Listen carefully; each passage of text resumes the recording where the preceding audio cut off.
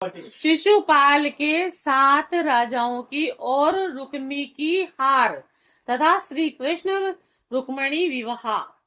श्री सुखदेव जी कहते हैं, परीक्षित, इस प्रकार कह सुनकर सबके सब राजा क्रोध से आग बबूला हो उठे और कवच पहनकर अपने अपने वाहनों पर सवार हो गए और अपनी अपनी सेना के साथ सब धनुष ले लेकर भगवान श्री कृष्ण के पीछे दौड़े।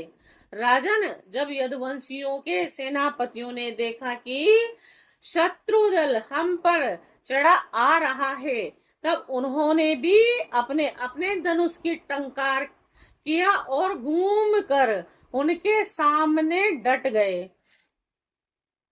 जरासंध की सेना के लोग कोई घोड़े पर, कोई हाथी पर, कोई रथ पर चढ़े हुए थे और वे सभी धनुर्वेद के बड़े मर्मज्ञ थे और वे यदुवंशियों पर इस प्रकार बाणों की वर्षा करने लगे कि मानो दल के दल बादल पहाड़ों पर मूसलाधार पानी बरसा रहे हों। और परम सुंदरी रुक्मणी जी ने देखा कि उनके पति श्री कृष्ण की सेना बाण वर्षा से ढक गई है। तब उन्होंने लज्जा के साथ भयभीत नेत्रों से भगवान श्री कृष्ण के मुख की ओर देखा। भगवान ने हंसकर कहा, सुंदरी, डरो मत, तुम्हारी सेना अभी तुम्हारे शत्रुओं की सेना को नष्ट किए डालती है और इधर गद और संकर्षण आदि यदुवंशी वीर अपने शत्रु का पराक्रम और अधिक न सह सकेंगे।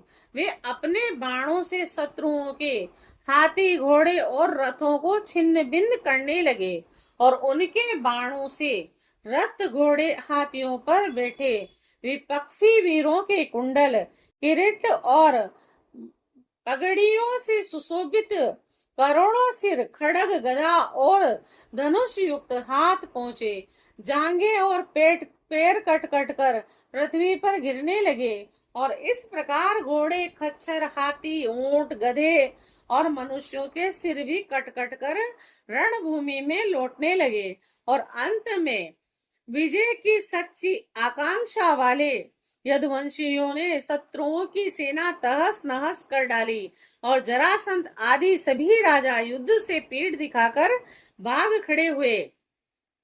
उधर शिशुपाल अपनी भावी पत्नी के छिन जाने के कारण मरणासन सा हो रहा था।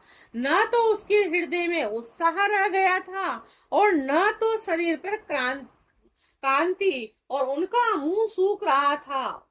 उसके पास जाकर जरासंध कहने लगा, शिशुपाल जी, आप तो एक श्रेष्ठ पुरुष हैं, यह उदासी छोड़ दीजिए, क्योंकि राजन, कोई भी बात सर्वदा अपने मन के अनुकूल ही हो या प्रतिकूल ही हो, इस संबंध में कुछ स्थिरता और किसी भी प्राणी के जीवन में नहीं देखी जाती।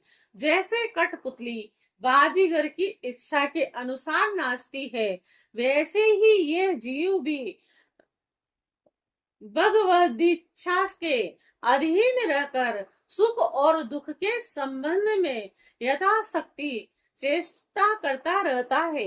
देखिए, श्री कृष्ण ने मुझे 23 अश्वरोहिणी सेनाओं के साथ सहस्त्र बार हरा दिया। मैंने केवल एक बार 18वीं बार उन पर विजय प्राप्त की और फिर भी इस बात को लेकर मैं न तो कोई कभी शोक करता हूँ और न तो कभी हर्ष, क्योंकि मैं जानता हूँ कि प्रारब्ध के अनुसार काल भगवान ही इस चराचर जगत को जोड़ते रहते हैं और इसमें संदेह नहीं कि हम लोग बड़े बड़े वीर सेनापतियों के भी नायक हैं। फिर भी इस समय श्री कृष्ण के द्वारा सुरक्षित यदुवंशियों की थोड़ी सी सेना हमें हरा दिया है। इस बार हमारे शत्रुओं की ही जीत हुई है और क्योंकि काल उन्हीं के अनुकूल था और जब काल हमारे दाहिने होगा तब हम भी उन्हें जीत लेंगे। परीक्षित, जब मित्रों ने इस प्रकार समझाया तब चेदी राज शिशुपाल अपने अनुयायियों के साथ अपनी राजधानी को लौट गया और उसके मित्र राजा भी जो मरने से बचे थे अपने अपने नगरों को चल दिए।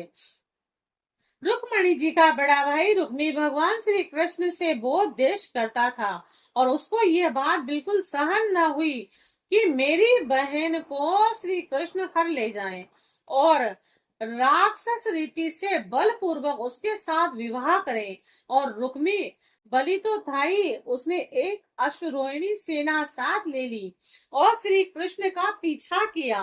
और महाभाव रुक्मी क्रोध के मारे जल रहा था और उसने कवच पहनकर और धनुष धारण करके समस्त नरपतियों के सामने यह प्रतिज्ञा की कि मैं आप लोगों के बीच में यह शपथ करता हूँ कि यदि मैं युद्ध में श्री कृष्ण को न मार सका और अपनी बहन रुक्मणी को न लौटा सका तो अपनी राजधानी कुंदनपुर को में प्रवेश नहीं करूंगा।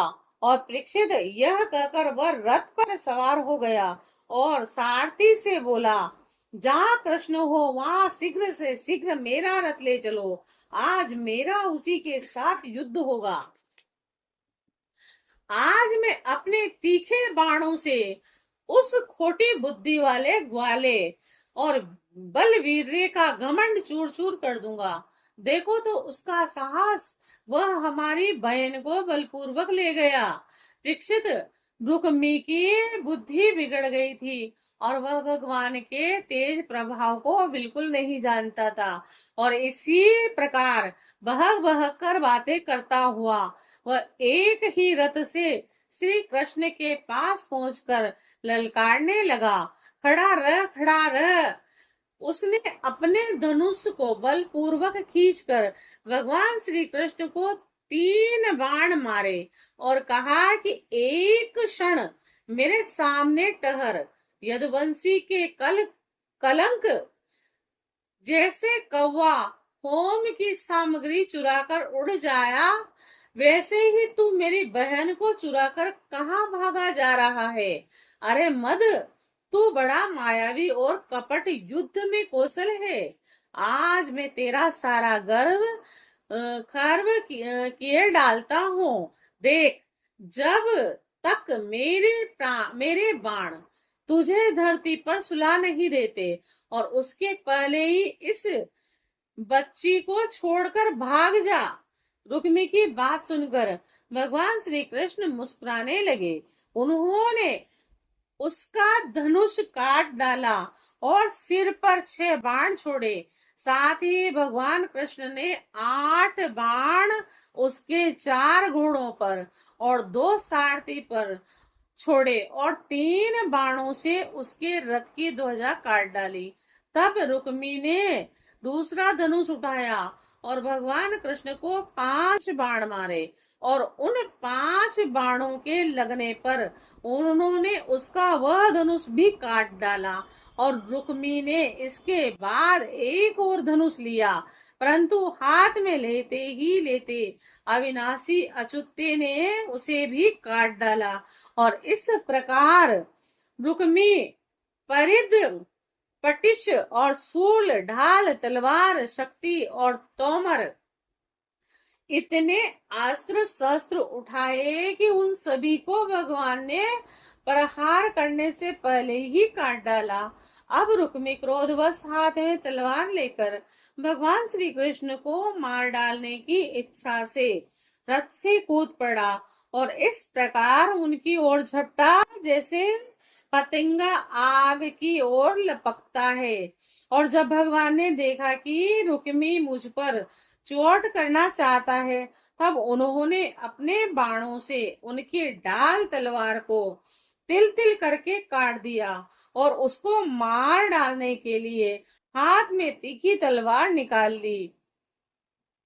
जब रुक्मणी जी ने देखा कि ये तो हमारे भाई को अब मार ही डालना चाहते हैं, तब वे भय से विहल हो गई और अपने प्रीतम भगवान श्री कृष्ण के चरणों पर गिरकर करुण स्वर में बोली, देवताओं के भी आराध्य देव, जगतपति, आप योगेश्वर हैं। आपके स्वरूप और इच्छाओं को कोई जान नहीं सकता। आप परम बलवान हैं, परंतु कल्याण स्वरूप भी तो हैं। मेरे प्रभु, भैया को मारना आपके योग्य काम नहीं है। शुक्रदेव जी कहते हैं कि रुक्मणी का एक एक अंग भय के मारे थर थर कांप रहा था और शोक की प्रबलता से मुंह सूख गया था और गला रुध गया था। आतुरतावश सोने का हार गले से गिर पड़ा था और इसी अवस्था में भगवान के चरण कमल पकड़े हुए थी और परम दयालु भगवान उन्हें भयभीत देखकर करुणा से द्रवित हो गए और उन्होंने रुक्मी को मार डालने का विचार छोड़ दिया। फिर भी रुक्मी उनके अनिष्ट की चेष्टा से विमुख न हुआ। तब भगवान श्री कृष्ण ने उसको उसी के दुपट्टे से बांध दिया और उसकी दाढ़ी, मूछ तथा केस कहीं जगह से मूंडकर उसे कुरूप बना दिया। और जब तक यदुवंशी वीरों ने शत्रु की अद्भुत सेना को तहस नहस कर डाला, ठीक वैसे ही जैसे हाथी कमल वन को रोंद डालता है। फिर वे लोग उधर से लौटकर श्री कृष्ण के पास आए। तब देखा कि रुक्मी दुपट्टे से बंधा हुआ अधमरी अवस्था में पड़ा हुआ है।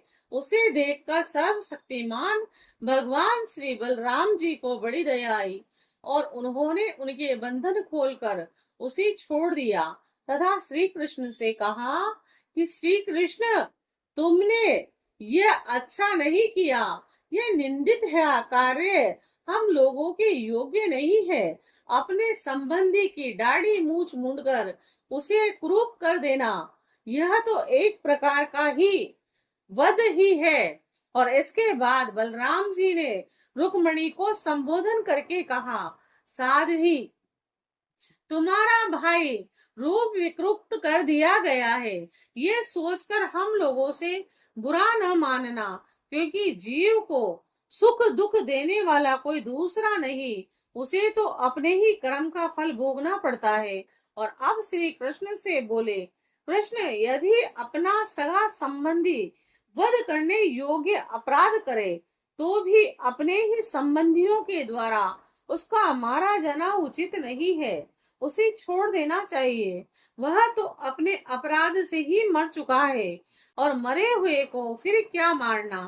फिर रुक्मणी जी से बोले, साध्वी, ब्रह्मा जी ने क्षत्रियों का धर्म ही ऐसा ही बना दिया है कि सगा भाई भी अपने भाई को मार डालता है और इसीलिए शास्त्र धर्म अत्यंत घोर है। और इसके बाद श्री कृष्ण से बोले, भाई कृष्ण, ये ठीक है कि जो लोग धन के नशे में अंधे हो रहे हैं और अभिमानी हैं, वे राज्य, पृथ्वी, पैसा, स्त्री, मान, तेज अथवा किसी और कारण से अपने बंधुओं का भी तिरस्कार कर दिया करते हैं। अब वे रुक्मणी जी से बोले, साध्वी, तुम्हारा भाई बंधु समस्त प्राणियों के प्रति और दुर्भाव रखते हैं। हमने उनके मंगल के लिए ही उनके प्रति दंड विधान किया है और उसे तुम अज्ञानियों की भांति अमंगल मान रही हो, और यह तुम्हारी बुद्धि की विषमता है। देवी, जो लोग भगवान की माया से मोहित होकर देह को ही आत्मा मान बैठते हैं, उन्हीं को ऐसा आत्ममोह होता है।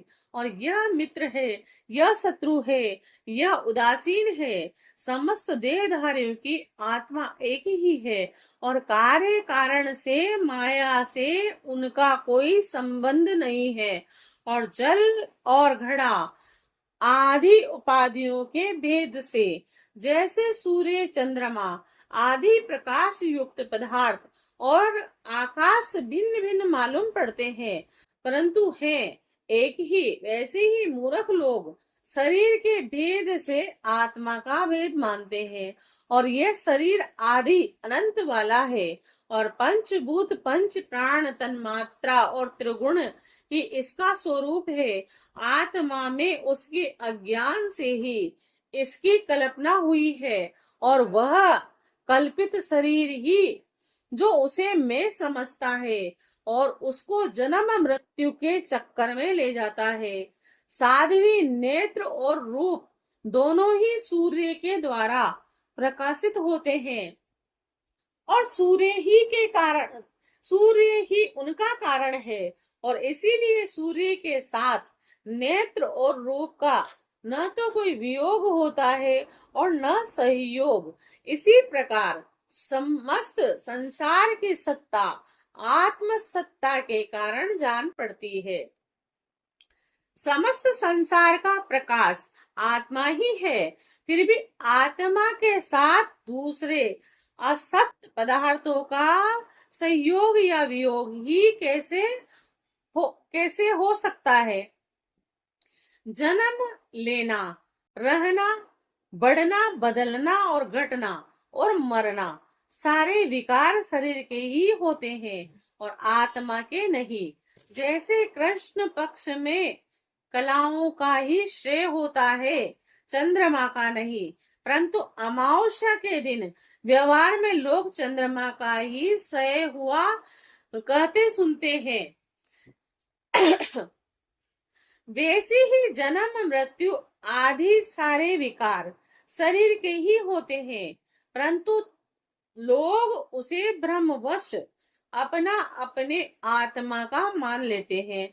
और जैसे सोया हुआ पुरुष किसी पदार्थ के न होने पर स्वप्न में भोक्ता भोग्य और भोग रूप फलों का अनुभव करता है, उसी प्रकार अज्ञानी लोग झूठ मूठ संसार चक्र का अनुभव करते हैं। और इसीलिए साध्वी अज्ञान के कारण होने वाले इस शोक को त्याग दो। यह शोक अंतकरण को मुरझा देता है और मोहित कर देता है, और इसीलिए इसे छोड़कर तुम अपने स्वरूप में स्थित हो जाओ। फिर सुखदेव जी कहते हैं, परीक्षित, जब बलराम जी ने इस प्रकार समझाया कि परम सुंदरी रुक्मणी जी ने अपने मन का मेल मिटाकर विवेक बुद्धि से उसका समाधान किया और रुक्मी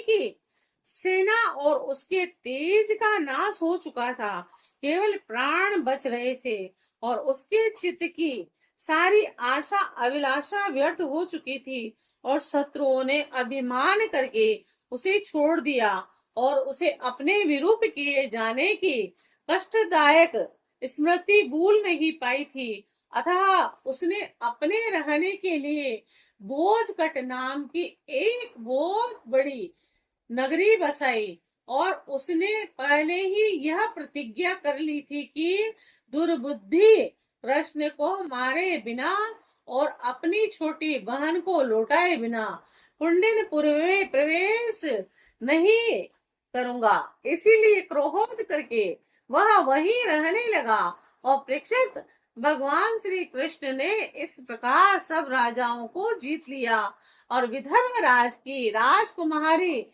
रुक्मणी को द्वारिका में लाकर उनका विधि पूर्वक परिग्रहण किया, पाणी ग्रहण किया। हे राजन, उस समय द्वारकापुरी में घर घर बड़ा ही उत्सव मनाया जाने लगा।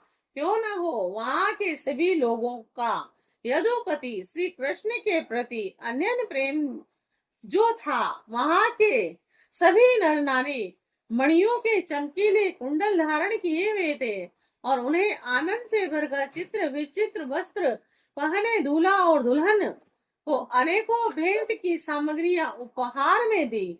और उसी समय द्वारका की अपूर्व शोभा हो रही थी। कहीं बड़ी बड़ी पताकाएं ऊंचे तक फहरा रही थी और विचित्र विचित्र मालाएं, वस्त्र और रत्नों से तोरण बंधे हुए थे।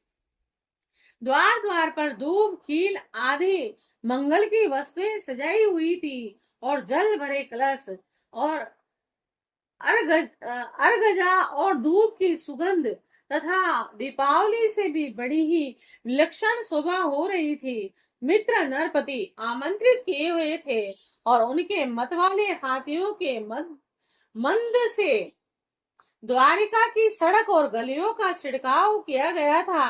प्रत्येक दरवाजे पर केलों के खंबे और सुपारी के पेड़ रोपे हुए थे और बहुत ही भले मालूम होते थे। और उस उत्सव में कौतूहलवश इधर उधर दौड़ धूप करते हुए बंधु वर्गों में कुरु, संजय, केकई और विदर्भ, यदु और कुंती और आदि वंशों के लोग परस्पर आनंद मना रहे थे। जहां तहां रुक्मणी हरण की ही गाथा गाई जाने लगी। उसे सुनकर राजा और कन्याएं अत्यंत विस्मित हो गई और महाराज भगवती लक्ष्मी को रुक्मणी के रूप में साक्षात लक्ष्मीपति भगवान श्री कृष्ण के साथ देखकर द्वारकावासी नरपतियों को आनंद प्राप्त हुआ।